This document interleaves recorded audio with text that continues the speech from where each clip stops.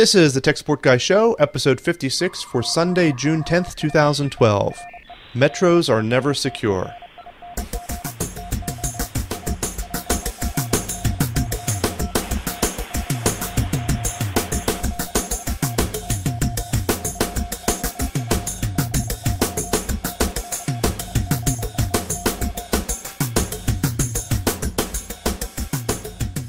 Welcome to the Tech Support Guy Show. I'm Mike Cermak, known on the site as Tech Guy. With me today is Dan McCarthy. Hola. How are you doing today, Dan? I am neato nifty keen. Are you ready to go outside and play in the nice weather? I am ready to go outside and play in the sprinkler. There you go. I don't know how we can make that a tech project, but it is a cool project. You want to talk about it real quick, just for 5 seconds? Sure thing. Found a how-to on Instructables to build a PVC sprinkler. It's like a kid car wash. And using about 10 8-foot sections of 3/4-inch PVC and various connectors with some holes drilled into the PVC pipe, we've created a sprinkler that the kids can run through. You put a slip and slide down the middle and they just have a blast. I like that. It's a neat idea. I was telling you earlier, Cameron really enjoys sprinklers, so we might have to check that out. I was going to try and bring up a picture here for those who are watching the video, and I'll take this opportunity here to remind folks that the podcast is audio and video. You can download one version or the other, and if you happen to be watching the video version of it, or if you're watching live at techguy.tv, then any second here, I'm building up the suspense, you're going to see a picture of Dan's project. Boom, there it is. And So he built this thing out of PVC pipe, and you might have to send me the URL to the build instructions just so that I can post it, but it doesn't look like it's that complicated to build. You just need to cut up some PVC pipe, stick it together, and hook up a hose to it somehow. It took me more time to figure out that there's a difference between PVC and CPVC than it did to build the thing. Yeah, I don't know what that is, so I don't really know what it is either. Well, anyhow, so as we are now both fathers, you're going to get more of that family fun kind of stuff on this show, whether you like it or not. So, so moving right along into the computer fun, we have a couple of stories. The first thing that is kind of sort of big news, I don't know if you heard about yet, Dan, is that the release preview of Windows 8 came out about a week or a week and a half ago on May 28th. And the consumer preview, of course, has been out since February. The release preview is just another step in their process, another beta version, not beta per se, but another pre-release version to show people what it's going to be like and to test it out and look for bugs. And there's a couple of new things that are in this, and the biggest is Internet Explorer 10 now has Flash support in Metro. One of the criticisms of Internet Explorer 10 in Windows 8 is that you couldn't run third-party apps and you couldn't run Flash as a result. And so it was almost like an Apple platform that you couldn't run Flash in it.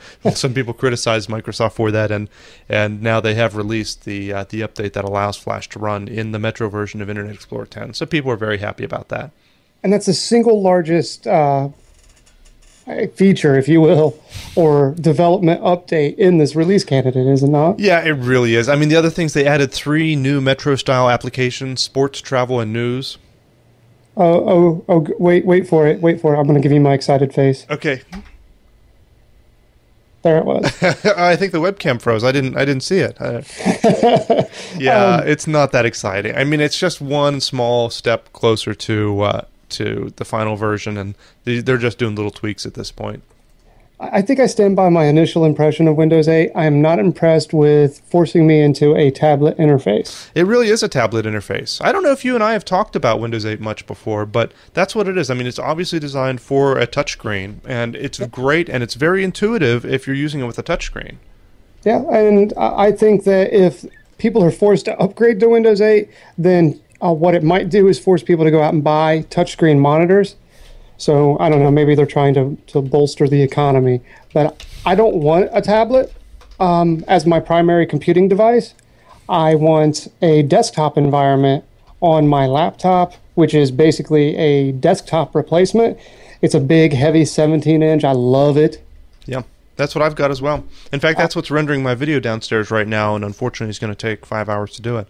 But it's still a Core i7 2.4 4 or something, I forget, with Yeah. 16 gigs of RAM. I mean, it's a hardcore laptop, but it doesn't have a touchscreen, so running Windows 8 on it would be, I won't say painful, but not as intuitive, and especially for multitasking, Windows 8 Metro kind of stinks, I think. I mean, it you really can have does. 2 programs running, but it's just switching between them really stinks. There's no easy way. Like, yeah, you can have 2 windows up next to one another, and you can make the argument that how often do you really need to have more than 2 windows up at the same time? I Quite often, if do. you're a developer. Yeah, and quite often I do as well. I've got a 30-inch screen on my desktop in front of me, so right now I'm looking at 4 different windows: one of the streaming, one with the chat, one with my notes, one with the web page. But the average user, that's not the case, and I get that. But even so, I think the average user generally will have more than one open on the taskbar, and you can click on the taskbar to quickly switch between them. That's not the case with Windows 8. I think that's I don't know. I'm not happy about that. This sounds like it's Microsoft's answer to multitasking. We never really supported multitasking, so we're just going to limit your capability to do it. Yeah.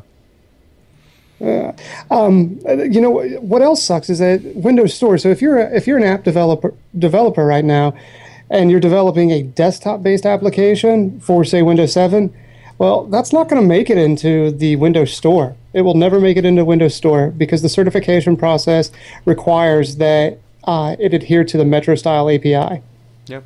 Yeah, I'm not so opposed to that. I mean, if they're going to move everybody to a new interface, I get that they want the new programs that are sold through that new interface to look like people will expect. If you have a new user to Windows, and first of all, who hasn't used Windows already? If you have a new user to Windows and isn't familiar with the desktop experience, and they learn the Metro experience, and that's all they're used to, and they go into the App Store or whatever, the Microsoft Store through that, and purchase an app, they expect that it's going to look like their Metro apps. So I get that.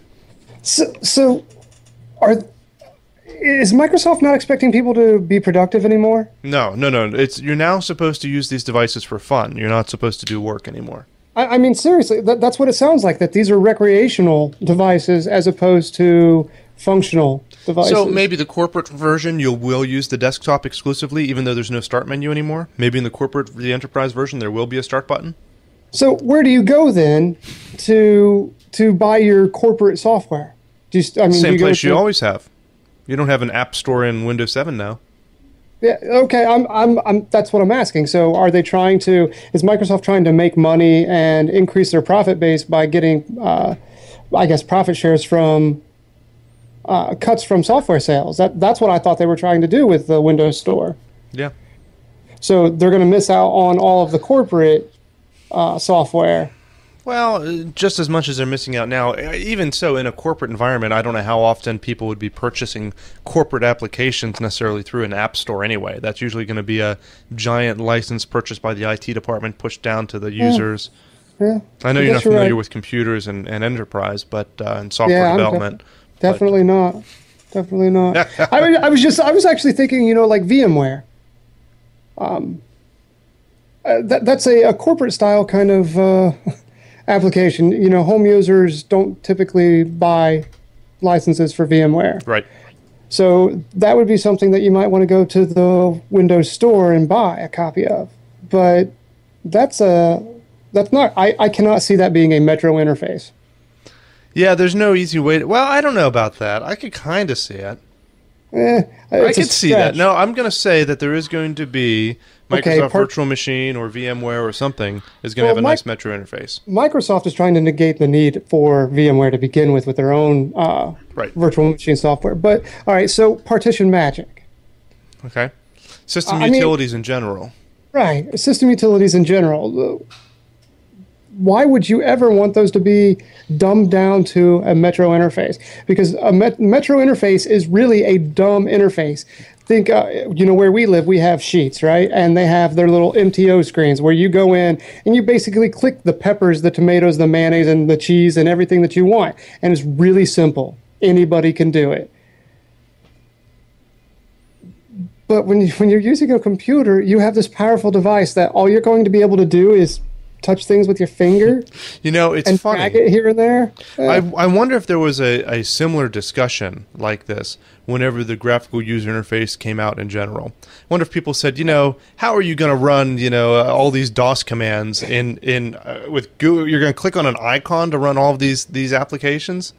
How are you going to type in your command? That's ridiculous. What about, Emacs and VI? How are you going to use that with a graphical interface? I'll bet you there were people who had video podcasts and had this exact same discussion when that was my attempt at a joke there. I get you. Anyhow, all right, moving on. You have any other final thoughts on that, on Windows 8 and how excited Windows you are 8 to sucks. switch to it? Great, excellent. And this from the guy who is now Windows File because he enjoys Windows 7 so much. See, I really thought that Microsoft had pulled its head out of its proverbial behind. Thank you. The moderator, Ecom, in the chat room appreciates your censorship there. And because Windows 7 rocks. Yeah. It's a great operating system. And I would argue that Windows 8 will rock and be a great operating system for touchscreen devices. Yeah, yeah. Even for you on a touchscreen device. If you have a tablet or a Windows for playing phone. Angry Birds. Yes. It is the perfect operating system from which to launch Angry Birds. Right? Oh gosh. I don't want it. I feel like a curmudgeon. I don't want it. Bah, humbug. Right. All right. So, how secure is your password, Dan? What is your password, by the way, Dan? It is none of your business. Is that all uppercase or? It's mixed case. Oh, well, good. Well, that's good. Are there any numbers in there? Like for the none, the O is at a 0, and the E is at a 3, and. So I always use LeetSpeak. So numbers and symbols in place of letters. Right. Yeah, and that's the way you're supposed to do it, and everyone knows that now. There's a story that's out that Ecom actually posted. Thank you, Ecom, on the forums under tech-related news, saying, how many seconds would it take to break your password? And they give you a couple of examples, and of course this is brute force attacks. This is dictionary type attacks or attacks where they just go through the process of all the different combinations of the letters. Not dictionary attacks, I should say, just a combination of all the letters to attack it. And so if you have just 6 characters in your password, which is a very small password, but probably counts for a lot of people, then there are 2.25 billion possible combinations of letters that could make up that password. And depending on how quickly a computer can try to guess, depends on how long it'll take. For example, if you're hitting an online web application and you can try and guess the password 1,000 times per second, it'll take 3.5 weeks. If you're hacking something offline, if they have your computer, for example, or a file they're trying to get into, they can use a high-powered desktop, 100 billion guesses per second, and they can crack it in about 0.02 seconds. And they go through different variations here. And of course, as you add complexity to the password, as you add symbols or numbers and so on, then it increases so that, for example, if you have 6 characters, but you've added a symbol to it, then it goes up by an order of magnitude, and hitting that web app at 1,000 guesses per second is now going to take you 2.4 centuries. Or cracking offline using a high-powered desktop, 100 billion guesses per second, is going to take 1.26 minutes. So, and this sounds really, really scary. It is. But it's not that scary. So first of all, any web app that you are using on a daily basis has to have some kind of intrusion detection system. Yeah, I think you meant to say should have. Okay, yes, it should have. So if somebody is trying to brute force guess your password, they're gonna lock themselves out typically within 5 tries. Right. Yep. Okay. And that's the way the forums work, for example, on Tech Support Guy. You go in there and try and type in your wrong password, I think 5 times, and it'll block you for a period of time. Right. So you're not going to be able to just to do it that quickly. Agreed. And password strength is kind of like the chicken and egg. The greater restrictions you put on users' passwords, the more likely it is they have it on a sticky note. Yes. And it's under their keyboard, or it's in the left drawer in their office desk. I mean, so it's scary that it's that easy for a machine, given enough time and opportunity, to crack that. But there are defense mechanisms in place to prevent that from happening. And the password requirements is a fine line for people and for organizations. I was a consultant for a larger organization a couple of years ago, and they had a rule there that every 2 weeks, or 3 weeks, I forget what, it wasn't every month, but a little bit less than that, maybe it was every 3 weeks, you had to change your password. So whenever you sat down, you logged into the computer, it would come up and say, you would log in, type in your old password, and say, all right, now it's time to enter your new password, and you had to do it before you could continue. And it couldn't be the same of any of the past 10 passwords that you've used, and it had to have letters and numbers and a symbol, and it couldn't include any actual words in it, and it had all of these weird, all of these requirements, complexity requirements. And I get it. I understand why they're doing it, but exactly just what you described is what happened, is that no one could remember their password. So if you looked under the mouse pad or in the desk drawer or on the freaking monitor was a sticky note with a password crossed out and the newer one underneath it crossed out and the newer one underneath that crossed out, because they couldn't remember what the heck their password was, if they have to change it that often. So, and it's just as by trying to make things more secure, they actually decrease their security substantially. If they had just let people have really easy passwords, it probably would have been much more secure than what that it was as a result. So, yeah, it's a fine line to go through. But someone made the comment in the forums here. Another moderator said that, but let's face it, most people are safe simply because they haven't encountered anyone that is trying to break in. Once someone is close enough and that they're trying to break passwords, you're already in trouble.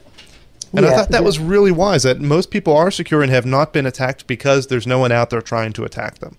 Well, most people don't have any data that someone truly wants. Yeah. So we hear all of this information to kind of scare us and put us on edge. And, being a security-minded individual to begin with and a private person to begin with, it really does put me on edge. But at the same time, there's nothing that I have data-wise that anyone wants that they couldn't get from another source.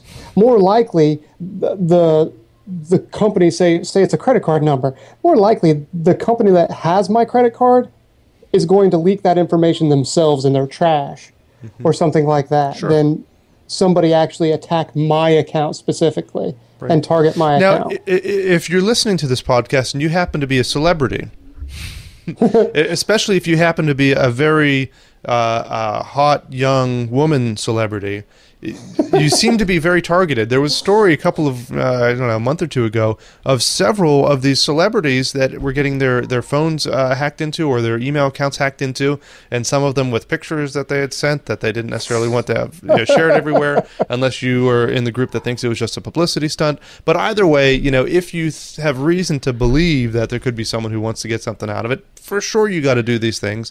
But even if you don't, it's just good practice to make sure you have a semi-secure password and change it every once in a while. Even if you don't change it every 3 weeks or every month, change it every year or twice a year. Whenever you check the batteries in your smoke detector, then change your password.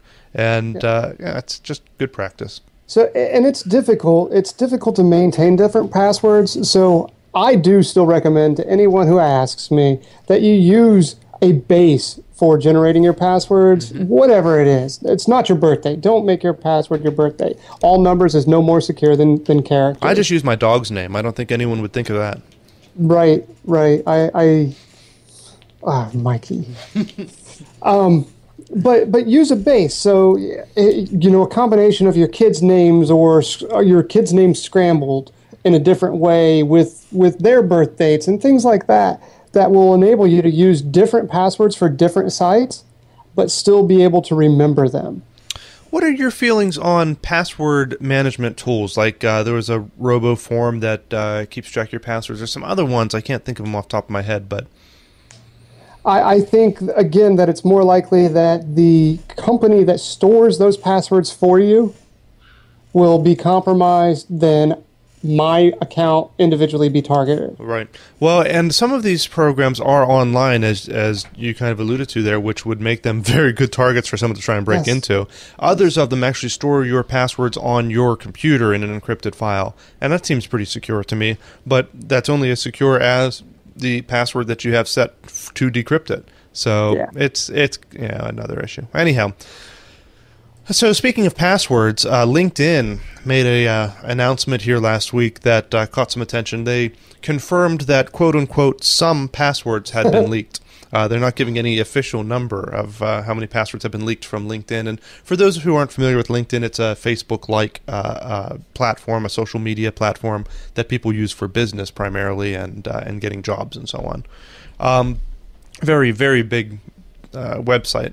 And so they had some kind of a data breach. We're not entirely sure how that happened. And someone got a bunch of passwords off of their computers, or not passwords per se. What they got is a list of users and what's called the hashed password. So it's a password that is semi-encrypted, and then they posted these on a hacker website. About 6.5 million of these usernames and hashed passwords.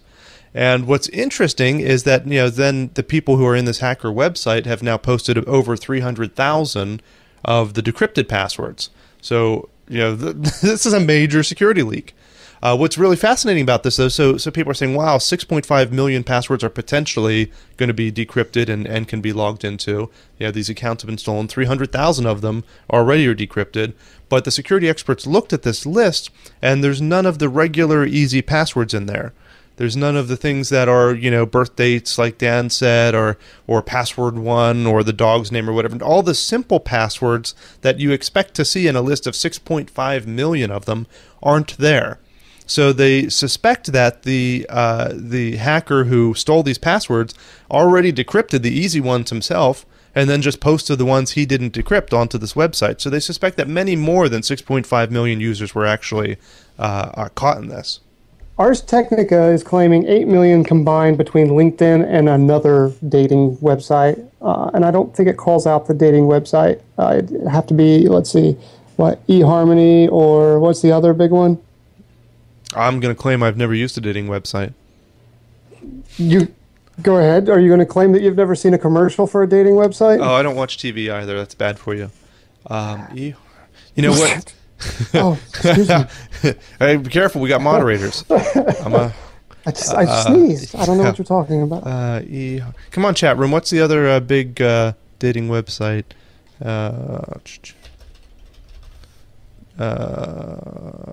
Boy, I thought I was going to be able to get my.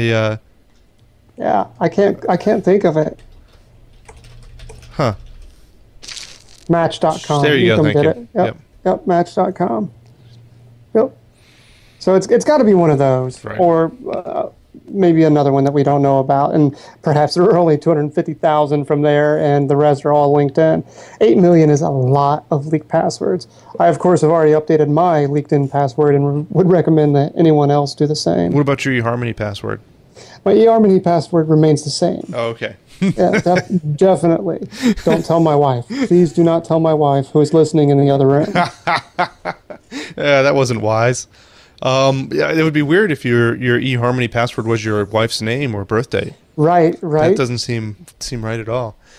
So this just goes to show, again, even though all of these usernames and the hashed passwords were stolen, the people who had relatively difficult passwords there are the ones that they're still trying to get cracked. So the people who had the really easy passwords, their passwords are already out there. And it goes beyond that. If someone knows your LinkedIn username, email address, whatever, and your decrypted password, chances are you use that same password or some variation of it on every other website, your banking website, your Google account, your whatever, Yahoo account, your Gmail, whatever. So once they have that, then it's going to be easier for them to try and hack in your account somewhere else. And then the other part of this is because LinkedIn is specifically for business, that if someone does get into a account of a CEO or someone in the IT department of some big corporation, they have personal non-public information about that person, which would make it easier to do phishing and otherwise take advantage of that situation. Yeah, it's not good. No good can come from it. I'm surprised that LinkedIn hasn't sent a blast out to all users to change their passwords. Yeah, they did send a blast out, they say, to all of the users that they believe were caught in this. And I don't know exactly how they can know that if the security experts are suggesting that many more than the 6.5 million that are posted were hacked into. But Right. if you have a LinkedIn.com account, it's probably a good idea to go out there and change your password. Now, another thing to be aware of is that as a result of this news story and this issue going on, is that other phishers completely unrelated to this are sending out junk saying, this is a message from LinkedIn, your account may have been compromised. Click on this link to type in your username and password so that you can update your account. And then there's other websites out there that have been going around that say, click here, type in your username and password, and we'll tell you whether or not yours was one of the users that were compromised. And it's like, people are worried about their security, and as a result, they go out there and they say, oh yeah, sure, here's my username, here's my password. Let me know if that has been compromised. And it's like, yeah, now it has. So be very careful with these things. A good rule of thumb for any website ever is you don't click on the links in the email. You don't do a Google search for it. You type in the web address up there. Make sure you're going to the site, and when you're giving your password, make sure you're giving it to the site you think you're giving it to. So, anyhow, little tips there. So this is pretty much our security episode, I guess. And a little Windows 8 thrown in there. That's really the biggest stories we have here recently. Appreciate you being here. Did you have anything else you wanted to add, Dan? No, sir. I'm going to try and keep this nice and short and sweet for folks. We're going to be under half an hour this time. I don't know what the preference is. If someone wants to give us some feedback, either in the forums or via email, we'd appreciate it. Love to hear from you. I got some complaints last week, Dan, when I failed to upload the MP3 file correctly. And a couple people posted complaints on the forums, and I liked that because that told me people are actually downloading it. I can see the stats and see that they are being downloaded, but we don't. It's so one way doing the podcast versus doing the forums, and so even though we see thousands of downloads, we don't get a lot of feedback coming the other way. So I'd like to get that. We ought to see if there's a way that we can incorporate maybe Google Voice or Skype or a Skype number into it so that we can take questions from users. Maybe that would be interesting. We get Ecom in here to screen our calls as a moderator, and he can. That'd be interesting to try sometime and see. And the other thing I've thought about is doing more reviews on particular hardware and software, or even trying to do live help. Calling with your computer problem. Maybe we can give you some suggestions, or just tell you a really good website you can go to for that, like techguy.org. So thank you very much for listening. If you have any feedback, please send it our way. You can send it to show@techguy.org, or go to the forums. Go to forums.techguy.org or techguy.org and click on the forums. And from there, under tech-related news is where we post these stories, and also all of the links that we talked about will be in there. All of the past episodes will be there. Other stories people are talking about are in there. You can also go directly to www.techguy.tv. It's probably the easiest way to get the podcast information. And it'll also show you when we're recording our next show, which is not going to be the first or second. It's going to be the second Sunday in July, it sounds like. That's what we're looking for. I forget what the date was on that. But we'll have that posted at techguy.tv as well once that all gets confirmed. So you can watch live like Ecom and 5 other people in the chat room are doing, and by just going to techguy.tv at that time. Anyhow, thank you very much. Check out the website. And Dan, do you have anything you want to pimp out? You can follow me on Twitter at Daniel W. McCarthy, and I'm Linuxphile in the TSG forums. Excellent. And follow him for all sorts of dad gadgets like the PVC car wash there, right? I really enjoy doing stuff like this. You should do a blog on that kind of stuff. There's geekdads.com. I think it's geekdads. It might be geekdad.com. And I have a book, a Geek Dad's Guide or something like that has a lot of cool projects. For my boys, the next one's going to be a blowgun. A blowgun? Yeah. Yeah, just using a PVC pipe, making a little blowgun for them to shoot each other with. Sounds safe, right? Yeah, absolutely. It looks like geekdad.com redirects to wired.com/geekdad, which is probably what we were looking for. That is exactly what we're looking for.